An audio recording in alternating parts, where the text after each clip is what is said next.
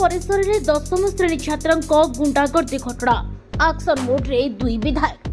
तेबे किछि दिन तले रायगड़ा जिला कोलोरा ब्लॉक रिभलकड़ा सरकारी विद्यालय केभली भावरे जड़े दशम श्रेणी छात्र अष्टम और नवम श्रेणी छात्र को पशु परी पिटिथिले ता पूरा राज्य में चांचल्य खेली जाइथिला। एमितिकी मोबाइल टू मोबाइल और विभिन्न गणमाध्यम घूरी बुलूला यह चांचल्यकर भिडियो जहाँकि समस्त को चकित कर देइथिला एही घटना। से दृष्टि को आखि आगे रखी स्कूल में पहुंची स्थिति समीक्षा करछंती रायगड़ा विधायक श्री आपाला स्वामी काट्राक और विषमकटक विधायक श्री नीलमाधव हिटका। विद्यालय में पहुंची खाद्य गुणवत्ता, पानीय जल, शौचालय और हॉस्टेल सुरक्षा व्यवस्था संपर्क में छात्र छात्री पचारि बुझा सह कौन समस्या हेले सीधासख आम सह जोगाजोग करने को छात्र छात्री को निर्देश देइछंती दुई विधायक।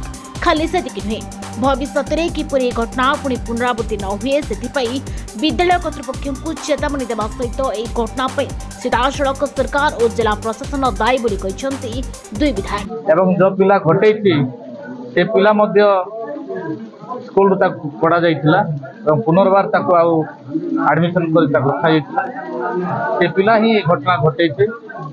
तेणु इथि ओडिशा सरकार संपूर्ण भाव में फेल होती डबल इंजिन फेल एवं तेणु मु निश्चित भाव में ओडिशा सरकार एवं जिला प्रशासन को मु निंदा करुच्ची। आमे जिला कांग्रेस कमिटी तरफ आम प्रतिनिधि दल आम आसीलु आज अनुध्यान करने सिचुएशन देखिलु जहाँकि एटा हूँ सरकार एवं प्रशासन अभाव। आम ये आसिक जहाँ परिवार लोक मान सहित आम आलोचना करूँ यहाँ आगुरी घटना घटी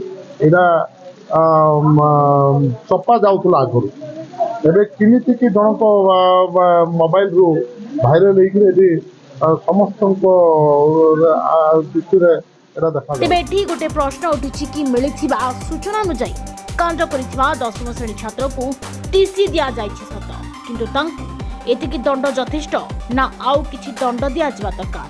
खाली सेतिकी नुहे जे माने दायित्व थिले तांको भी केउ भली दंड दिया जाबा दरकार ताहा आपण कहिबे। रायगड़ारू कलेश चंद्र स्वाईं की रिपोर्ट सूचना मीडिया।